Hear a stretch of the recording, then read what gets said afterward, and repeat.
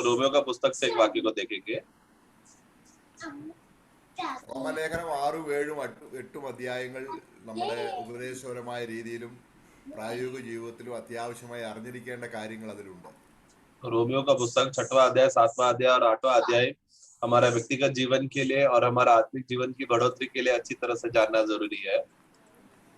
അവിടെ 8ാം അധ്യായത്തിൽ നമ്മളെ പാട്ടുപാടിയതിൽ പറഞ്ഞതുപോലെയുള്ള ഒരു പ്രത്യാശയുടെ കാര്യം വളരെ ഊന്നി പറയുന്നുണ്ട്. 8वां अध्याय जब हम पढ़ते समय में हमने जिस तरह गीत गाया उसमें से एक आशा भरा हुआ एक बात वहां पर हम देख सकते हैं। നമ്മളെ 8ാം അധ്യായം അതിന്റെ 20ാം വാക്യം ഒരു പ്രത്യേക പദം നമ്മളെ ഒരു കർത്താവിന്റെ ആത്മാവ് ഒരു പ്രത്യേക പദത്തെ കുറിച്ച് അവിടെ ഏറ്റു പറയുന്നു. उसका 8 का 20वां वाक्य में प्रभु का आत्मा एक खास शब्द इस्तेमाल करता है। അവിടെ സൃഷ്ടി ദ്രവത്വത്തിന്റെ ദാസത്വത്തിൽ നിന്ന് വിടുതൽ പ്രാപിക്കുന്നതിനെ കുറിച്ചാണ് വായിക്കുന്നത്. वहां पर हम देखते हैं कि हमारा सृष्टि बड़ी आशा मरी दृष्टि से परमेश्वर के पुत्रों का प्रकट होने का बाट जोत रहे हैं। എന്ന് പറഞ്ഞാല് സർവ്വ സൃഷ്ടികളും ഏതോ ഒരു വാനിറ്റി യാഥാർത്ഥ്യമല്ലാത്തതിന്റെ കീഴെ അടിമപ്പെട്ടിരിക്കുന്നു. तो अभी हम देखते हैं कि सारा सृष्टि जो एक ऐसा झूठाईपन यानी कि जो सच्चाई नहीं है उसके अधीन पर वो लोग दबे हुए हैं। അപ്പോൾ നമ്മൾ അവിടെ ആ വാനിറ്റി എന്നുള്ള പദം നമ്മൾ നോക്കുകയാണെങ്കിൽ तो वहां पर वाक्य 20 में हम पढ़ते हैं क्योंकि सृष्टि अपनी इच्छा से नहीं बल्कि इच्छा पर अधीन करने वालों की और वो विद्यार्थी की अधीन that means സത്യമല്ലാത്തതിന്റെ അധീനതയിലാണ്. मतलब ये ऐसा व्यर्थता के बारे में है, व्यर्थता के अधीन यानी कि एक ऐसा बात जो सच नहीं है. അവിടെ നമ്മളൊരു പ്രത്യേക പദം അവിടെ നമ്മൾ ചിന്തിച്ചു. നമ്മളെ അതിന്റെ ദ്രവത്വം എന്നൊരു പദം നമ്മൾ അവിടെ ചിന്തിച്ചു. और उसी के साथ साथ हम वहां पर हम देखते हैं कि जो एक भ्रष्टता के बारे में अगर हम 21 के बारे में अगर हम पढ़ेंगे तो जो एक सारे सृष्टि अपने विनाश की दशा यानी कि एक विनाश जो नाश हो सकता है उसके अवस्था को हम देखते हैं. അപ്പോൾ എന്താണ് ഈ ദ്രവത്വം? तो ये क्या है जो द्रव्य होना यानी कि नाश हो जाना, विनाश हो जाना. ഈ വാനിറ്റി എന്ന് പറയുന്നതും ദ്രവത്വം എന്ന് പറയുന്നതും തമ്മിലുള്ള അഭേദ്യ ബന്ധം വിശ്വാസികൾക്ക് മനസ്സിലാകുന്ന രീതിയിലാണ് ആ കാര്യങ്ങൾ എഴുതിയിരിക്കുന്നത്. तो ये व्यर्थता और जो विनाश ये दोनों बातें जो है एक रिश्ता के आधार पर हम विश्वासियों के लिए लिखा गया है. നമുക്കറിയാം അവിടെ മനുഷ്യൻ സത്യമല്ലാത്ത ഒന്നിലേക്ക് മനുഷ്യൻ വീണുപോയി. മനുഷ്യനെ നമുക്കറിയാം അവിടെ ഉൽപ്പത്തി പുസ്തകം അതിന്റെ 3ാം അധ്യായം 17ാം വാക്യത്തിൽ ദൈവം ആദാമിനോട് ഒരു കാര്യം പറയുന്നുണ്ട്. उत्पत्ति का पुस्तक 3 का 17 में पढ़ते समय में वहां पर प्रभु ने आदम से एक बात कहा है. അവിടെ എങ്ങനെയാണ് ദൈവം ആദാമിനെ ശപിക്കുന്നില്ല, ഒരിക്കലും ദൈവം ആദാമിനെ ശപിക്കുന്നില്ല. वहां पर हम देखते हैं स्पष्ट रीति से वहां पर प्रभु वहां पर आदम को श्राप नहीं कर रहा. ആദാമിനെ ദൈവം ശപിക്കുന്നില്ല. आदम को प्रभु श्राप नहीं दे रहा. അവിടെ അതിന്റെ 17ാം വാക്യത്തിൽ വായിക്കുന്നത് എങ്ങനെയാണ്? वहां पर 17 वाक्य में हम कैसा पढ़ते हैं, और आदम से उन्होंने कहा कि तूने जो अपने पत्नी के बात सुनी और जिस वृक्ष का फल के विषय में मैंने जो तुझे आज्ञा दी थी कि तू उसे ना खाए उसको तूने खाया, इसलिए भूमि तेरे कारण शापित है. അപ്പോൾ നോക്കുക, ദൈവം ഭൂമിയെ ശപിച്ചില്ല. देव ഭൂമിയെ ശപിക്കുന്നില്ല. परमेश्वर ऐसा दुनिया भूमि को श्राप नहीं किया. ദൈവം ആദാമിനെ ശപിക്കുന്നില്ല. और ना ही परमेश्वर आदम को श्राप कर रहा है. പിന്നെ എങ്ങനെയാണ് ഭൂമിയും ആദാമും ഒരു ദ്രവത്വത്തിലേക്ക് പോയത്? परंतु हम देखते कि भूमि और जो आदम जो है दोनों एक सड़न का अवस्थे में, एक ऐसा अवस्था जो सड़ रहा है, श्रापित हो रहा है, उस अवस्थे में चला गया. അവിടെ റോമലേഖനം 8ാം അധ്യായം നമ്മൾ വായിച്ചത് 8ന്റെ 20ാം വാക്യത്തിൽ ഭൂമി അല്ലെങ്കിൽ സൃഷ്ടി ദ്രവത്വത്തിന്റെ അടിമത്തത്തിലേക്ക് വീണുപോയി എന്നാണ്. हम वहां पर वही रोमियो का पुस्तक 8 का 20 में हमने पढ़ा कि सृष्टि यानी कि जो भूमि है, जो हमने उत्पत्ति में पढ़ा, वो भूमि वो सृष्टि एक श्राप में अवस्थे में यानी कि व्यर्थता का अवस्थे में चला गया. കാരണം ഈ ഭൂമിയെ വാഴുവാൻ മനുഷ്യനെ ഏൽപ്പിച്ചു. ആ മനുഷ്യനെ മണ്ണിൽ നിന്നാണ് എടുത്തത്. ആ മനുഷ്യൻ ദ്രവത്വത്തിലേക്ക് പോയപ്പോൾ അവനെ എടുത്ത ഭൂമിയും എന്ത് ചെയ്തു? ദ്രവത്വത്തിലേക്ക് അല്ലെങ്കിൽ ശാപത്തിന്റെ അവസ്ഥയിലേക്ക് പോയി. क्योंकि हम देखते समय में परमेश्वर ने जब मनुष्य को बनाया वो मिट्टी से बनाया था। इसलिए मनुष्य जब एक श्राप का अवस्थे में या व्यर्थता के अवस्थे में चला गया तो भूमि भी उसी तरह उसी के साथ चला गया। അപ്പൊ നമ്മൾ ഇവിടെ അതിന്റെ 23-ാം വാക്യത്തിൽ നമ്മൾ വായിക്കുമ്പോൾ हम वही रोमियो 8 का 29 में जब हम पढ़ते हैं, നമ്മൾക്ക് 23 सॉरी 23 में जब हम पढ़ते हैं, നമ്മള് അവിടെ ഈ ഈ ദ്രവത്വത്തിന്റെ അവസ്ഥയിൽ നിന്നും ഭൂമി വീണു പോയത് കൊണ്ട് ഭൂമിയുടേതായിരിക്കുന്ന ആ ആ മണ്ണിൽ നിന്നും എടുത്ത മനുഷ്യനും ദ്രവത്വത്തിലേക്ക് വീണു പോയത് കൊണ്ട് നമ്മുടെ ശരീരത്തിനൊരു വീണ്ടെടുപ്പ് ആവശ്യമാണ് എന്നവിടെ വായിക്കുന്നു. तो वहां पर हम देखते हैं क्योंकि भूमि वो सड़ाहट के अवस्थे में गया या विनाश का अवस्थे में चला गया है, जिसकी वजह से वो मनुष्य उस अवस्थे में जाने के बाद भूमि भी उसी अवस्थे पे पीछे चला गया, जिसकी वजह से अब सारा सृष्टि जो भूमि जो है वो लोग अभी एक इंतजार कर रहा है एक उद्धार का। അവിടെ 23-ാം വാക്യത്തിൽ വായിക്കുന്നത് 23-ൽ വായിക്കുന്നത് वहां 23 में हम पढ़ते हैं, ശരീരത്തിന്റെ വീണ്ടെടുപ്പായ പുത്രത്വം वहां पर है जो देह के छुटकारे के बाट जो रहे हैं, അല്ല പുത്രത്വം, അഡോപ്ഷൻ ഓഫ് സൺസ്. हाँ वहां पर जो ले पालक होने की अर्थात अपने देह का छुटकारा. ഇവിടെ നമ്മളൊരു ഒരു കാര്യം കാണണം.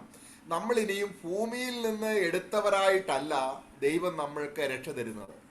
अभी प्रभु जब हमको उद्धार देते समय में वो हमें भूमि से उठा लिया है करके बोलकर उस अर्थ में नहीं हमें उद्धार दे रहा. അതുകൊണ്ടാണ് നമ്മുടേതായിരിക്കുന്ന വീണ്ടെടുപ്പിനുള്ള ബന്ധത്തിൽ ദൈവത്തിന് ഭൂമിയിൽ നിന്നല്ലാത്ത ഒരു റിസോഴ്സ് ദൈവത്തിന് ഉള്ളത്. इसके लिए हमारे प्रभु हमें इस विषय में उद्धार के विषय में हम देखते समय में एक ऐसा बात है जो भूमि का ही नहीं है. അപ്പൊ ഈ കാര്യം നമ്മുടെ കർത്താവായ യേശു ക്രിസ്തുവിന്റെ പുനരുദ്ധാനത്തോടുള്ള ബന്ധത്തിൽ ദൈവത്തിന്റെ പരിശുദ്ധാത്മാവ് രേഖപ്പെടുത്തിയിട്ടുണ്ട്. इस विषय में प्रभु का वचन के आधार पर पवित्र आत्मा ने उस विषय में बताया है.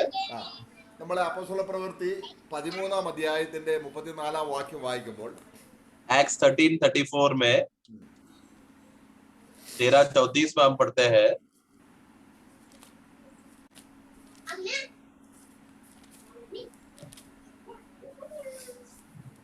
और उसे इस रीति से मरे हुओं में से जिलाने का विषय में भी कि वह कभी ना सड़े. उसने यह तो कहा कि वो दाऊद पर की पवित्र और अचल कृपा. അതായത് ഇവിടെ നമ്മുടെ കർത്താവായ യേശു ക്രിസ്തുവിന്റെ പുനരുദ്ധാനത്തോടുള്ള ബന്ധത്തിൽ യേശു ക്രിസ്തുവിന്റെ പുനരുദ്ധാനം ഒരു വീണ്ടെടുപ്പ് ആവശ്യമുള്ള ഒരു പുനരുദ്ധാനമല്ല. കാരണം യേശുവിന് വീണ്ടെടുപ്പ് ആവശ്യമില്ല. तो यहाँ पर प्रभु का जो विषय में जो पुनरुद्धान का विषय में जहाँ पर पढ़ते समय में या मरे हुए में से जिलाया है करके बोलते समय में हमारा प्रभु यीशु मसीह को जब वो जी उठा उनको एक छुटकारे का जरूरत नहीं था. അവിടെ വായിക്കുകയാണ്, ഇനി ദ്രവത്വത്തിലേക്ക് തിരിയാതെ. वहां पर हम देखते हैं कि अभी वो ना सड़े. എന്ന് പറഞ്ഞ അർത്ഥം എന്താണ്? उसका अर्थ क्या है? അപ്പൊ യേശു ക്രിസ്തുവിന്റെ ശരീരം ഭൂമിയിൽ നിന്ന് എടുത്തതല്ല, മണ്ണിൽ നിന്ന് എടുത്തതല്ല. उसका मतलब है कि यीशु मसीह का जो शरीर जो है वो भूमि का मिट्टी में से लिया हुआ नहीं है. പിന്നെ ഭൂമി ശപിക്കപ്പെട്ടപ്പോൾ ആദാം ശപിക്കപ്പെടുന്ന അവസ്ഥ ഉണ്ടായില്ല. ഭൂമി ശപിക്കപ്പെട്ടപ്പോൾ യേശു ക്രിസ്തു ശപിക്കപ്പെട്ട അവസ്ഥ ഉണ്ടായില്ല. क्योंकि हम देखते हैं कि भूमि और मनुष्य ये दोनों सड़ने का अवस्था में होते समय में प्रभु वहां पर देह धारण लेकर आते समय में उनका देह सड़ा नहीं. അപ്പോൾ കർത്താവായ യേശു ക്രിസ്തു 3 ദിവസമല്ല എത്ര ദിവസം മണ്ണിൽ ഇരുന്നാലും അവന്റെ ശരീരം ദ്രവിക്കത്തില്ല. കാര്യം അവന്റെ ശരീരത്തിൽ പാപമില്ലായിരുന്നു. हम देखते हैं कि हमारा प्रभु यीशु मसीह 3 दिन क्या 3 से भी ज्यादा दिन कितना साल भी वो दुनिया में जिए भूमि में रहे तो भी वो उनका शरीर कभी सड़ेगा नहीं क्योंकि उनका शरीर में पाप नहीं है. എന്നിട്ട് പിന്നെ പറയണ എല്ലാ മനുഷ്യരും അല്ലെങ്കിൽ പഴയ നിയമത്തിലുള്ള എല്ലാവരും മരിച്ചു കഴിഞ്ഞ് ദ്രവത്വം കണ്ടു. അതിന്റെ 37-ാം വാക്യം हम उसका 27 में और 37 में पढ़ते समय में जो लोग बाकी सब लोग जितने लोगों ने भी मरा था वो लोग सब ने वो सड़न का अवस्था को सड़ जाने का अवस्था को देखा था. 37-ാം വാക്യം 37 में हम पढ़ते हैं कि परंतु जिसको परमेश्वर ने जिलाया वो सड़ने नहीं पाया. അപ്പൊ കർത്താവായ യേശു ക്രിസ്തു ഭൂമിയിൽ ജീവിച്ചിരുന്ന രക്തമുള്ളവനായ യേശു ക്രിസ്തു മരിച്ചു കഴിഞ്ഞപ്പോൾ അവന്റെ ശരീരം ദ്രവത്വം കണ്ടില്ല, അവന്റെ രക്തം ദ്രവത്വം കണ്ടില്ല. हम देखते हैं कि हमारा प्रभु यीशु मसीह जो मांस और लहू के साथ इस दुनिया में जीते समय में उनका उनका देह कभी सड़न का अवस्था में पहुंचा नहीं, ना ही उनका लहू कभी सड़ा। അപ്പൊ ആ നിലയിലുള്ള ഒരു ശരീരം നമുക്കും കിട്ടുന്നതിനുള്ള ബന്ധത്തിലാണ് റോമാലേഖനത്തിൽ സർവ്വ സൃഷ്ടിയും ഈറ്റുനോവോടെ ദൈവപുത്രന്മാരുടെ വെളിപ്പാടിനായി കാത്തിരിക്കുന്നു നമ്മൾ വായിക്കുന്നത്. इसीलिए हम देखते हैं कि हमें भी इस रीति का एक ऐसा एक देह हमको शरीर मिलने वाला है जो भूमि का और का नहीं है। ये बात के विषय के लिए देखने के लिए अभी भी सारा सृष्टि उस मनुष्य का यानी कि लेपालक होने का जो पुत्र लोग प्रकट होने के लिए वो लोग वाट जो रहे हैं। നമ്മുടെ പ്രത്യാശയുടേതായിരിക്കുന്ന പൂർണ്ണ വിരാമം ഇടുന്ന ഫുൾ സ്റ്റോപ്പ് ഇടുന്ന ദിവസമാണ് കർത്താവ് വരുമ്പോൾ നമുക്ക് യേശുവിനെ പോലെ ഒരു ശരീരം ഒരിക്കലും ദ്രവത്വത്തിലേക്ക് തിരിയാതെ, എന്നാൽ നമ്മളെ സംബന്ധിച്ചോളം നമ്മൾ ഭൂമിയിൽ നിന്ന് എടുത്തവരായതുകൊണ്ട് നമ്മുടെ ശരീരം ദ്രവത്വത്തിലേക്ക് തിരിയും. ആ ശരീരമല്ല നമുക്ക് കിട്ടുന്നത്. പിന്നെ ആരുടെ ശരീരമാണ്? കർത്താവായ യേശു ക്രിസ്തുവിന്റെ ശരീരമാണ്. ദ്രവത്വത്തിലേക്ക് തിരിയാത്ത ശരീരമാണ് നമുക്ക് കിട്ടുന്നത്. हमारा मनुष्य का अवस्था देखा जाए तो देह का अवस्था देखा जाए तो क्योंकि हम लोग मिट्टी से लिए गए हैं, इसलिए हम देखते हैं कि एक दिन हम लोग सडन देखेंगे, एक दिन हमारे देह का विनाश को देखेंगे, ये अवस्था में है। परंतु हमारा सबसे बड़ा आशा, हमारा आशा का पूर्णता, हम देखते हैं कि हमारा आशा कब खत्म होगा, यानी आशा का अंत यानी फुल स्टॉप कब आएगा, जब हम लोग देह से उठा लिया जाए। क्योंकि हमारा प्रभु यीशु मसीह का जो देह है, जो पवित्र है और जो कभी सड़ने का अवस्था देखा नहीं, जो कभी विनाश नहीं होगा, उस देह में हम भी बदल जाएंगे। നമ്മൾ ഈ ഭൂമിയിൽ ജീവിക്കുമ്പോൾ നമ്മുടെ ജീവിതത്തിലെ കഷ്ടങ്ങളും പ്രയാസങ്ങളും നിരാശ, ദുഃഖം, ആഹാരത്തിന്റെ പ്രശ്നം, പാർപ്പിടത്തിന്റെ പ്രശ്നം, രോഗം, മരണം, ഇതെല്ലാം ശരീരത്തോട് ബന്ധപ്പെട്ട അല്ലെങ്കിൽ ദ്രവത്വത്തിലേക്ക് തിരിയുന്ന ഒരു ശരീരത്തെ ഓർത്താണ് നമ്മൾ ഇതെല്ലാം ചെയ്യുക. നമുക്ക് ഈ വിഷമങ്ങളെല്ലാം ഉണ്ടാകുന്നത്. हम देखते हैं इस दुनिया में सारा तकलीफ है, क्लेश है, भूख है, मारामारी है, झगड़ाए है, ये सब जो बातें हम देखते समय में देह के आधार पर है, हमारे शरीर के विषय में, पाप में शरीर के विषय के आधार पर वो रहता है। क्योंकि ये पूरा सडन से भरा हुआ अब विनाश का और जाने वाला एक दशा में है, इसके लिए ऐसा सब बातें है। അപ്പോൾ ഈ ഭൂമിയുടെ ദ്രവത്വം ഒരു ടെമ്പററി ദൈവപുത്രന്മാരുടെ വെളിപ്പാട് വരെ ഉള്ളൂ. അത് കഴിഞ്ഞ് ഭൂമി ദ്രവത്വമല്ല, ഭൂമി അനുഗ്രഹിക്കപ്പെട്ട രീതിയിൽ അതിന്റെ വിളവ് കൊടുക്കുന്ന, കൃഷിക്കാരന് 100 മേനി വിളവ് കൊടുക്കുന്ന രീതിയിൽ ഭൂമിയുടെ നന്മ ദ്രവത്വത്തിൽ നിന്ന് അദ്രവത്വത്തിലേക്ക് ഭൂമി തിരിയുന്ന ഒരു കാലം വരും. तो अभी क्या है, ये जो दुनिया जो है, भूमि जो है, ये सारा सृष्टि जो है, वो एक सडनहार अवस्थे में जा रहा है। परंतु एक दिन ऐसा आएगा जब मनुष्य का पुत्र प्रकट होगा, प्रभु के लोग जब उठा लिया जाएंगे, तब तो उनका अवस्था, सारा सृष्टि का अवस्था बदल जाएगा। उन लोग अपने पूर्ण सामर्थ्य में आएगा, यानी कि जो भूमि जो है, अभी जो खेती, जो भूमि जो फल दे रहा है, उससे 3 गुना खेती और उपज हमारी दुनिया में आएगा जब मनुष्य का, परमेश्वर का लोग प्रकट होंगे। അപ്പോൾ ഒരിക്കലും ദ്രവത്വത്തിലേക്ക് തിരിയാത്ത കർത്താവായ യേശു ക്രിസ്തുവിൽ നമ്മൾ പൂർണ്ണമായി ആശ്രയം വയ്ക്കുമ്പോൾ നമ്മളുടെ ജീവിതത്തിൽ, നമ്മുടെ വ്യക്തിപരമായ ജീവിതത്തിൽ യേശു ക്രിസ്തുവിനെ നന്മ അനുഭവിപ്പാനാണ് ദൈവം നമ്മളെ വിളിച്ചത്. इसके लिए हमारा प्रभु यीशु मसीह, जिसने कभी सडन को देखा नहीं, सड़ने का अवस्था में गया नहीं, पवित्र, उस प्रभु का अवस्था को में हमें अवस्था में बुलाने के लिए या ले आने के लिए प्रभु आया था। അപ്പോൾ യേശു ക്രിസ്തുവിന്റെ പുനരുദ്ധാനത്തെയാണ് ദൈവം യേശു ക്രിസ്തുവിന്റെ ജനനം എന്ന് ദൈവം പറയുന്നത്. हम देखते हैं कि यीशु मसीह का पुनरुत्थान को ही परमेश्वर कहता है कि उनका जन्म हुआ करके। നമ്മൾ അവിടെ 13ാം അധ്യായത്തിൽ നമ്മളത് വായിച്ചു. हम लोग 13वां अध्याय में जब हमने पढ़ा, അവിടെ ദൈവം അവിടെ അതിന്റെ 13ാം അധ്യായത്തിന്റെ 30 മുതലുള്ള വാക്യത്തിലേക്ക് നമ്മൾ വായിക്കുമ്പോൾ, हम लोग 13 अध्याय का 30 से जब हम पढ़ते हैं, 32 മുതലുള്ള വാക്യങ്ങൾ വായിക്കുമ്പോൾ, 32 से जब हम पढ़ते हैं, ദൈവം തന്റെ പിതാക്കന്മാരോട് ചെയ്ത വാഗ്ദത്തം യേശുവിനെ ഉയർത്തെഴുന്നേൽപ്പിച്ചിരിക്കയാൽ മക്കൾക്ക് നിവർത്തിച്ചിരിക്കുന്നു എന്ന് ഞങ്ങൾ നിങ്ങളോട് സുവിശേഷിക്കുന്നു. 32 पढ़ेंगे, 32। और हम तुम्हें उस प्रतिज्ञा के विषय में जो बाप दादों से की गई थी यह सुसमाचार सुनाते हैं कि परमेश्वर ने यीशु को जिलाकर वही प्रतिज्ञा हमारे संतान के लिए पूरी की, जैसा दूसरे वचन में भी लिखा है कि तू मेरा पुत्र है, आज मैं ही ने तुझे जन्माया है। അപ്പോൾ ഇവിടെ ഒരു മാർമികമായ രീതിയിൽ ആ 32ാം വാക്യത്തെ 33മായിട്ട് ഘടിപ്പിച്ച് പറയുമ്പോൾ, ആ 32ാം വാക്യത്തെ ഓർത്തുകൊണ്ടാണ് പറയുന്നത്, നീ എൻ്റെ പുത്രൻ, ഇന്ന് ഞാൻ നിന്നെ ജനിപ്പിച്ചിരിക്കുന്നു എന്ന് സങ്കീർത്തനത്തിൽ എഴുതിയിരിക്കുന്നു. അപ്പൊ യേശു ക്രിസ്തുവിന്റെ പുനരുദ്ധാനത്തെയാണ് വേദപുസ്തകത്തിൽ യേശുവിന്റെ ജനനമായിട്ട് കാണുന്നത്. बहुत ही मर्म रीति से, एक भेद की रीति से यहाँ पर एक बात बोला हुआ बात है, जो 32वां अध्याय की बात, 32वां वाक्य की बात को 33वां वाक्य में लिखा गया है, जिसमें वहां पर हम कहते हैं कि तू मेरा प्रिय पुत्र है और आज मुझे तुझे जन्माया हूँ। ये जो पुनरुत्थान की बात है, ये वचन को प्रभु का जन्म के साथ उसको जोड़ा हुआ है। അപ്പൊ അതിന്റെ അടുത്ത വാക്യത്തിൽ നമ്മൾ വായിക്കുന്നുണ്ട്. उसका अगला वाक्य में हम पढ़ते हैं, അതിന്റെ 36 വാക്യത്തിൽ 36 में हम पढ़ते हैं, ഈ ഒരു വാക്യം ഒരുപക്ഷെ ദാവീദിനെ ഉദ്ദേശിച്ചായിരിക്കും പറയുന്നത് എന്ന് കരുതുന്നവർ ഉള്ളത് കൊണ്ടാണ് അത് ദാവീദിനെ കുറിച്ചല്ല യേശുക്രിസ്തുവിനെ കുറിച്ചാണെന്ന് 36 വാക്യത്തിൽ പറയുന്നത്. तो क्योंकि अब जब भजन में जब पढ़ते समय में वहां पर ऐसा बोला गया है कि तू आज से तू सड़नहार का अवस्था को देखेगा नहीं करके, और लोग ऐसा विश्वास भी करते हैं कि शायद दावीद को बोला है करके, परंतु वो बात दावीद के लिए नहीं है करके हम लोग जब 34, 35, 36 पढ़ते समय में हम देख सकते हैं. അവിടെ വായിക്കുകയാണ് ദാവീദ് എന്ത് ചെയ്തു? ദൈവത്തിന്റെ ശുശ്രൂഷ ചെയ്ത് നിദ്ര പ്രാപിച്ചു, പിതാക്കന്മാരോട് ചേർന്ന് ദ്രവത്വം കണ്ടു. ദ്രവത്വം കണ്ടു എന്ന് പറയുന്നത് ദാവീദിന്റെ ആത്മാവോ ദാവീദിനോ ദേഹിയോ ദ്രവിച്ചു പോയ കാര്യമല്ല, അങ്ങനെ ദ്രവിക്കുന്നില്ല. അത് അവന്റെ ശരീരം ദ്രവിച്ചു പോയതിനെ കുറിച്ചാണ്. 36 पढ़ेंगे. क्योंकि दाऊद तो परमेश्वर की इच्छा के अनुसार अपने समय पे सेवा करके सो गया और अपने बाप दादों में जा मिला और सड़ भी गया. देखो, सड़ भी गया करके बोलते समय में यहाँ पर दाऊद सड़ गया करके मतलब क्या है? उसका आत्मा और देह सड़ गया करके ऐसा नहीं है. എന്നാൽ അവിടെ 37 വാക്യത്തിൽ उसका आत्मा और प्राण सड़ा है ऐसा नहीं है. 37 में हम पढ़ते हैं, ദൈവം ഉയർത്തെഴുന്നേൽപ്പിച്ചവനോ ദ്രവത്വം. അപ്പൊ യേശുക്രിസ്തുവിന്റെ ശരീരത്തെ കുറിച്ചാണ് വായിക്കുന്നത്. परंतु वहां पर परमेश्वर ने जिसे जिलाया वो सड़ने न पाएगा. यहाँ पर हम प्रभु यीशु मसीह का शरीर के बारे में हम देखते हैं. അപ്പൊ കർത്താവായ യേശുക്രിസ്തുവിന്റെ ശരീരം ദ്രവത്വം കണ്ടില്ല എന്നുള്ളത് നമ്മളെ ഓരോരുത്തരെ കുറിച്ചും വളരെ ആനന്ദവും സന്തോഷവും തരുന്ന ഒരു കാര്യമാണ്. കാരണം നമുക്ക് പ്രാപിക്കാൻ പോകുന്ന ശരീരം നിത്യമായ ഒരിക്കലും ദ്രവത്വം കാണാത്ത ഒരു ശരീരമാണ് നമുക്ക് കിട്ടാൻ പോകുന്നത്.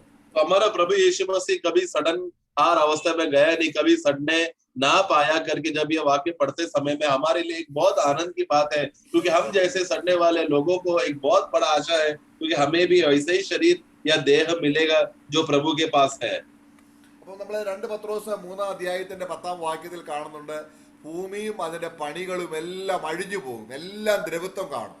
हम देखते हैं कि दूसरा पत्रोस 3 अध्याय में हम देखते हैं कि भूमि और उसके सारे पदार्थ जो है वो सड़ जाएगा, जल जाएगा करके हम देखते हैं. 2 പത്രോസ് 3 അധ്യായത്തിന്റെ 10 വാക്യം 3 का 10 में हम देखते हैं कि सारे सृष्टि वो सब वो जल जाएगा, पृथ्वी और उस पर उसके सारे काम जल जाएंगे. അപ്പോൾ എന്നാൽ ഇവിടെ നമ്മൾ കാണുന്നത് അഴിഞ്ഞു പോകാത്ത, കത്തിപ്പോകാത്ത, തീർന്നു പോകാത്ത ഒരു അനുഗ്രഹിക്കപ്പെട്ട പ്രത്യാശ ക്രിസ്ത്യാനികൾക്ക് വേണ്ടി, ദൈവത്തിൽ വിശ്വസിക്കുന്നവർക്ക് വേണ്ടി ദൈവം കരുതിയിട്ടുണ്ട്. परंतु प्रभु ने अपने लोगों के लिए, मसीह लोगों के लिए एक ऐसा चीज तैयार करके रखा है जो कभी सड़ेगा नहीं, जो कभी जल नहीं जाएगा, जो कभी खत्म नहीं होगा. അപ്പൊ നമ്മൾ ഈ ദ്രവത്വം എന്ന് പറയുന്നത് എന്താണ്? तो ये सड़ने का अवस्था को हम लोग क्या करते हैं, क्या कह सकते हैं, उसका अर्थ क्या है? നമ്മൾ റോമലേഖനം 8:20 നമ്മൾ കണ്ടു, വാനിറ്റി, അതായത് സത്യമല്ലാത്ത കാര്യങ്ങൾക്ക് വേണ്ടി കാര്യങ്ങളാണ് നശിച്ചു പോകുന്നത്. हम देखते हैं कि रोमियो 8:20 में जब हमने व्यर्थता करके हमने एक शब्द को हमने देखा था, यानी कि ऐसा चीज जो एक झूठ है, जो सच नहीं है, एक ऐसा चीज की ओर में हम बदल जाने वाले थे. ശലോമോൻ തന്റേതായിരിക്കുന്ന സഭാപ്രസംഗിയിൽ പറയുന്നുണ്ട്, ദൈവം അവന് ജ്ഞാനം കൊടുത്തെങ്കിലും പോഷത്വമായ ദ്രവിച്ചു പോകുന്ന വസ്തുക്കൾക്ക് വേണ്ടി അവന്റെ ഹൃദയം ആഗ്രഹിച്ചു എന്ന് നമ്മൾ വായിക്കുന്നു. हम देखते हैं कि जब सभा उपदेश में जब हम पढ़ते समय में परमेश्वर ने भले जब सोलोमोन को उसको आशीष तो किया तो था, परंतु उसका मन जो सड़ने वाला अवस्था, यानी कि जो व्यर्थता है, सब व्यर्थता की बातों पे उसका मन चला गया. അപ്പം നമ്മളെ ജെയിംസിന്റെ പുസ്തകം, യാക്കോബിന്റെ പുസ്തകം 5 അധ്യായത്തിന്റെ 1 വാക്യം, याकूब का पुस्तक 5:1 में हम पढ़ते हैं, അവിടെ ധനവാന്മാരുടെ ദ്രവ്യം ഇവിടെ നമ്മൾ കാണുന്ന ഇതുപോലെ നമ്മൾ വായിക്കുക. അതിന്റെ 1 വാക്യത്തിൽ വായിക്കുന്നുണ്ട്, एक पढ़ेंगे. നിങ്ങളുടെ ധനം हे धनवानों सुन तो लो, तुम अपने आने वाले क्लेशों पर चिल्ला चिल्ला कर रो. സെക്കൻഡ് വേർഡ്സ് ഓൾസോ, तुम्हारा धन बिगड़ गया और तुम्हारे वस्त्रों को कीड़े खा गए. ഇവിടെ നമ്മൾ വായിക്കുന്നത് നിങ്ങളുടെ ധനം ദ്രവിച്ചു പോകുന്നു. वहां पर हिंदी में जब पढ़ते समय में तुम्हारा धन बिगड़ गया, वास्तव में वैसा नहीं है, तुम्हारा धन सड़ गया है, ऐसा आना चाहिए. ആ, അപ്പോൾ നമ്മുടെ കർത്താവായ യേശു ക്രിസ്തുവിൻ്റെ ജീവിതമോ പ്രവൃത്തിയോ വാക്കുകളോ അവൻ്റെ രക്തമോ അവൻ്റേതായിരിക്കുന്ന ശരീരത്തിലുളവായ ഒരു കാര്യവും ദ്രവിച്ചു പോയിട്ടില്ല. അതാണ് നമ്മൾ വാസ്തവത്തിൽ മനസ്സിലാക്കേണ്ടത്. യേശു ക്രിസ്തുവിൻ്റെ പ്രത്യേകത അതാണ്. तो यीशु मसीह का खासियत को हमें एक बात समझना है, उसका चाल चलन, उसका बोली, उसकी बातें, उनका रहन सहन, उनका जो जो उनका वस्त्र है, यहाँ तक कि उनका जो लहू है, उनका शरीर जो है, उन प्रभु का कुछ भी बातें उनका जीवन में वो कोई भी बातों को सड़ने का अवस्था में गया नहीं करके हम देखते हैं. ये बात को हमें समझना है. നമ്മൾ കഴിഞ്ഞൊരു പ്രാവശ്യം ഒരു വെളിപ്പാട് പുസ്തകത്തിലൊരു വാക്യം നമ്മളിങ്ങനെ ചിന്തിക്കുകയുണ്ടായി. അത് വെളിപ്പാട് പുസ്തകം 16-ാം അധ്യായത്തിന്റെ 3-ാം വാക്യം. हम लोग गए बार हम लोग ने रेवलेशन का पुस्तक 16 अध्याय का 3 में हमने पढ़ा था. 16 वर्स. വരാൻ പോകുന്ന മഹോദരവ സമയത്ത് आने वाला महाक्लेश में അവിടെ അതിന്റെ 16-ാം അധ്യായം 16 अध्याय അതിന്റെ 4-ാം വാക്യം വായിക്കുമ്പോൾ वाक्य 4 में जब हम पढ़ते हैं, और तीसरे ने अपना कटोरा नदियों और पानी के स्रोतों पर उंडेल दिया और वे लहू बन गए. അവിടെ നമ്മൾ വായിക്കുന്നത്, നമ്മൾ അതിന്റെ ഒറിജിനൽ ട്രാൻസ്ലേഷൻ വായിക്കുമ്പോൾ ദൂതൻ കലശം ഭൂമിയിൽ ഒഴിച്ചപ്പോൾ, എല്ലാ നീറുറവിലും ഒഴിച്ചപ്പോൾ, അതുവരെയും അത് കുടിക്കാൻ തക്ക രീതിയിലുള്ള ജീവന്റെ ബലമായിരുന്നു, അവർക്ക് ജീവൻ നിലനിർത്താനുള്ള വെള്ളമായിരുന്നു. എന്നാൽ ദൈവക്രോധ കലശം ഒഴിച്ചു കഴിഞ്ഞപ്പോൾ ഇത് സംഭവിച്ചു, ആ വെള്ളം മുഴുവനും മരിച്ചവന്റെ രക്തം പോലെ പോയിസൺ ആയി എന്നാണ്. तो वहां पर ओरिजिनल भाषांतर में जब हम ये प्रकटीकरण 16 का 4 में जब हम पढ़ते समय में, जब वो तीसरा स्वर्गदूत ने जब वो कटोरा जब उसने डाला, यानी कि परमेश्वर का क्रोध को जब उसने उंडेला, तो जो पानी है यानी सोते का पानी मिलेगा, ऐसा पानी जो हम पी सकते हैं, उस पीने से हमारा जीवन बना रहता है, उस प्रकार का अच्छा पानी, ताजा पानी पे जब ये परमेश्वर का क्रोध का कटोरा उंडेला गया था, तो वहां पर क्या हो गया, एक मृत्यु, एक मरा हुआ जीवियों का लहू के समान जहरीला बन गया. മരിച്ച ഒരു ജീവി എന്നല്ല, മരിച്ച മനുഷ്യൻ. നമ്മൾ വേണേ അതിന്റെ 3-ാം വാക്യം വായിക്കാം. 3-ാം വാക്യം, यानी कि वो मरे हुए के समान मनुष्यों का लहू के से भर गया करके. उदाहरण के लिए हम लोग तीसरा वाक्य में भी हम लोग पढ़ सकते हैं. तीसरा वाक्य पढ़ेंगे. और दूसरे ने अपना कटोरा समुद्र पर उंडेल दिया और वह मरे हुए का सा लहू बन गया और समुद्र में का हर एक जीवधारी मर गया.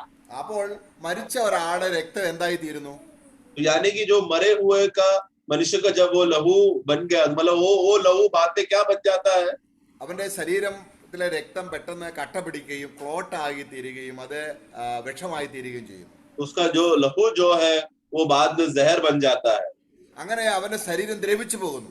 इस तरह उसका शरीर फिर सड़ जाता है. എന്നാൽ ഇതിൽ നിന്നും വ്യത്യസ്തനായി ഈ ഭൂമിയിൽ രക്തമുള്ളവനായി ജീവിച്ചത് കർത്താവായ യേശു ക്രിസ്തു മാത്രമേ ഉള്ളൂ. ഭൂമിയിലുള്ള എല്ലാ മനുഷ്യരും മരിച്ചു കഴിയുമ്പോൾ അവരുടെ രക്തം മരണമായ വിഷമായി തീരുകയാണ്. परंतु हम एक ऐसा मनुष्य को इस दुनिया में हम देखते हैं, प्रभु यीशु मसीह जो कितना विचित्र रीति से, अद्भुत रीति से, अलग रीति से किया. उनके पास लहू होकर भी उनका जीवन एकदम अलग था, क्योंकि हम देखते हैं बाकी जीवियों का, बाकी मनुष्यों का वो लहू जो है वो सड़ जाता है, वो मर जाता है और सड़ जाता है, जहरीला होता है. परंतु हमारा प्रभु कभी सड़न को देखा नहीं. കർത്താവായ യേശു ക്രിസ്തു ഭൂമിയിൽ നിന്നല്ല, സ്വർഗത്തിൽ നിന്ന് വന്നവനാണ്. क्योंकि हमें एक बात समझना है, ये सत्य को समझना है, हमारा प्रभु भूमि से नहीं आया, पृथ्वी से नहीं आया, वो स्वर्ग से आया. അപ്പൊ നമുക്ക് യേശു ക്രിസ്തുവിലുള്ള പ്രത്യാശ, നമ്മളെല്ലാം രക്ഷപ്പെട്ടിരിക്കുന്നത് ആ വിലയേറിയ രക്തത്തിന്റെ മൂല്യത കൊണ്ടാണ്. ആ രക്തം വിഷമാണെങ്കിൽ നമുക്ക് ആർക്കും രക്ഷ കിട്ടത്തില്ല. तो इसके लिए हम लोग सब लोग एक बात जो देखना है, या जो एकदम खुशी मनाना हुआ बात है, हमारा उद्धार हुआ है वो प्रभु यीशु मसीह का लहू के द्वारा, जो हम अच्छी तरह से जानते हैं. उस उद्धार का खासियत ये है कि उसका लहू कभी सड़ता नहीं. अगर वो लहू अगर सड़ गया, जहरीला हो जाएगा बाकी मनुष्यों के समान, तो हमें उद्धार नहीं मिलेगा. നമ്മുടെ ശരീരം തന്നെ പുനരുദ്ധാനം പ്രാപിച്ച് ഈ ശരീരത്തെ മോഡിഫൈ ചെയ്താ കിട്ടുന്നതെങ്കിൽ പിന്നെയും അത് ദ്രവത്വത്തിലേക്ക് തിരിഞ്ഞു പോകും. കാരണം നമ്മുടെ ശരീരം റിപ്പയർ ചെയ്ത് ഒരു പുതിയ ശരീരം തരുന്നതല്ല ദൈവം. तो और दूसरी बात हम समझते समय, अगर हमारा पुनरुद्धार भी हो जाने के बाद हमें एक शरीर मिलेगा करके बोलते समय में, वो शरीर को हमारा पुराना देह के साथ उसको देखकर उसको सुधार कर अगर हमको नया देह देगा तो भी फायदा नहीं है, क्योंकि हमारा जो रिपेयर किया हुआ जो देह रहेगा वो वापस सड़नहार का अवस्थे में जाएगा। ദൈവത്തിന് പോലും റിപ്പയർ ചെയ്യാൻ കഴിയാത്തതാണ് മനുഷ്യന്റെ ഈ ശരീരം. കാരണം അത്രയ്ക്ക് പാപത്തിൽ വീണുപോയ, നാശത്തിന് വിധേയമായ, ദ്രവത്വത്തിൽ, കാരണം ഭൂമിയും ദ്രവത്വത്തിലേക്ക് വീണുപോയി. क्योंकि हम देखते हैं कि परमेश्वर भी हमारा ये जो मरणहार शरीर, एक ऐसा सड़ने वाला शरीर को प्रभु उसको सुधारता नहीं है, क्योंकि वो उतना भ्रष्ट हो चुका है, उतना वो खराब हो चुका है कि प्रभु को ऐसा नहीं चाहिए यहाँ, और इतना बुरा हो गया, इतना सड़न का अवस्था में पहुंच गया है कि पृथ्वी भी उसकी श्रापित अवस्था में चला गया, भूमि भी उसी में चला गया। എന്നാൽ ഈ ഭൂമിക്കും പ്രത്യാശയുണ്ട്. परंतु ये भूमि को भी एक आशा है। ഒരിക്കലും ദ്രവത്വം കാണാത്ത ശരീരം പ്രാപിക്കുന്ന ദൈവമക്കളുടെ വീണ്ടെടുപ്പ് നടക്കുമ്പോൾ ഞങ്ങൾക്കും ഒരു വീണ്ടെടുപ്പ്, ഞങ്ങൾക്കും ദ്രവത്വമില്ലാത്ത ഒരു ഭൂമി ഈ കിട്ടുമെന്നുള്ള, ഞങ്ങൾക്ക് ദ്രവത്വമില്ലാത്ത സൃഷ്ടിയായി തീരാൻ കഴിയുമെന്നുള്ളൊരു ഒരു ഹോപ്പ് അവരുടെ ഹൃദയം അവർക്കുണ്ട്. सारा सृष्टि, सारा जीवी इस बात का आशा में वो लोग रखे हैं कि परमेश्वर का पुत्र का प्रकटीकरण होए। उन लोग का जब प्रकटीकरण होगा, क्या होगा, उन लोग सबका शरीर एक महिमादायक शरीर में हो जाएगा, जो भ्रष्टता से हटकर महिमादायक हो जाएगा करके। वही बात का आशा सारे सृष्टियों को भी है, क्योंकि जिस क्षण प्रभु के परमेश्वर के पुत्र का लोग प्रकट होगा, उस समय में सारा भूमि को छुटकारा मिलेगा। मतलब उनका भी अवस्था एक सड़नहार अवस्थे से वो लोग हटकर प्रभु के एक अच्छा उपज भूमि बन जाने का अवस्था में वो लोग बन जाएगा। इसलिए वो लोग आशा धरे हैं कि जल्दी से परमेश्वर का पुत्र लोग प्रकट होए। അപ്പൊ നമ്മളെ അതിന്റെ 18-19 വാക്യങ്ങളൊന്ന് വായിക്കുമ്പോൾ, रोमन 8 है, റോമലേഖനം, रोमियो का पुस्तक 8 का 18-19 जब हम पढ़ते हैं, क्योंकि मैं समझता हूँ कि इस समय के दुख और क्लेश उस महिमा के सामने जो हम पर प्रकट होने वाली है कुछ भी नहीं है, क्योंकि सृष्टि बड़ी आशा भरी दृष्टि से परमेश्वर के पुत्रों के प्रकट होने की बात जो रही है। അപ്പൊ ഈ സൃഷ്ടി എന്ന് പറയുമ്പോൾ എങ്ങനെയാണ് ഈ സൃഷ്ടിക്ക് ഇത് മനസ്സിലായിരിക്കുന്നത്? तो अभी ये सृष्टि यहाँ पर बोलते समय में वो लोग आशा धरी बैठे, बाट जो रहा है करके बोलते समय में ये बात है सृष्टि को कैसे मालूम पड़ा? കാരണം പാപം കൊണ്ട് എവിടെയെല്ലാം ദ്രവത്വം വന്നോ ആ ദ്രവത്വത്തിൽ വീണുപോയതെല്ലാം, അല്ലെങ്കിൽ സൃഷ്ടിയിൽ ഉൾപ്പെട്ടതെല്ലാം ദൈവം വീണ്ടും യേശുക്രിസ്തു നിമിത്തം പുനഃസ്ഥാപിച്ച് ദ്രവത്വമില്ലാത്ത അവസ്ഥയിലേക്ക് കൊണ്ടുവരും. क्योंकि अभी जो पाप में गिरा हुआ, जो भी के वजह पाप का श्राप के गिरने के वजह से जो भी बात सड़नने का अवस्था में चला गया, जो भी सृष्टिया सड़न में चला गया, हम देखते हैं भूमि की सृष्टिया, वो सबको प्रभु उनको पुनर्स्थापित करेगा और उनको बिना सड़न का अवस्थे में उनको लेकर आएगा। അതിന്റെ ടൈമാണ് ദൈവം അവർ നോക്കിയിരിക്കുന്നത്, ദൈവപുത്രന്മാരുടെ വെളിപ്പാടിനെയാണ് ആശ്രയിച്ചിരിക്കുന്നത്. तो उसके लिए वो समय का लोग इंतजार कर रहे हैं, परंतु वो समय कब आएगा? जब परमेश्वर का संतान लोग प्रकट होने के बाद। അത് അവര് വളരെ ഒരു വിജിലന്റ് ആകാതെ, ഒരു തീക്ഷ്ണത ഇല്ലാതെ നോക്കി പാർക്കുന്നു എന്നല്ല, വളരെ ആകാംക്ഷയോടെ ദൈവപുത്രന്മാർ വെളിപ്പെടുമ്പോൾ ഞങ്ങൾക്ക് അദ്രവത്വത്തിലേക്ക് തിരിയാൻ കഴിയുമെന്ന് അവർ കാത്തിരിക്കുന്നു. तो वहां पर हम देखो उसका 19वां वाक्य में पढ़ते समय में, क्योंकि सृष्टि बड़ी आशा भरी है। देखो वो एक ऐसा नहीं है कि वो लोग ठंडा होकर चलो कुछ भी नहीं होगा, ऐसा हो सकता है कि ऐसा शक करके या ठंडापन में नहीं, वो लोग बड़ी आशा से, मतलब एकदम उत्तेजना से भरकर परमेश्वर के संतानों का प्रकट होने का वो लोग बाट जो रहे, क्योंकि उसमें उनका आशा उसमें निर्भर है, उनको द्रव्यता से हटकर, सड़नहार से हटकर एक सुंदर अवस्था में बन जाने का इसी बात पर है। इसलिए एकदम बड़ा आशा से भरकर वो लोग बाट जो रहे हैं। അപ്പോൾ ഇപ്പോൾ സൃഷ്ടി എവിടെയാണ്? ദ്രവത്വത്തിന്റെ ദാസത്വത്തിന്മേലാണ്. अभी हम लोग पढ़ते समय में हम क्या देखते हैं? अभी सारा सृष्टि क्या हो गया है? उस श्राप से भरा हुआ सड़नहार अवस्था का गुलामी में वो लोग फंस चुके हैं। അപ്പോൾ ഇന്ന് വരെ അവിടെ നമ്മൾ എന്നിട്ട് അതിന്റെ 22-ാം വാക്യത്തിൽ വായിക്കുകയാണ്, സർവ്വ സൃഷ്ടിയും ഇന്ന് വരെ ഒരുപോലെ ഞരങ്ങി ഈറ്റുന്നോടിരിക്കുന്നു എന്ന് നാം അറിയുന്നുവല്ലോ. 22 पढ़ेंगे।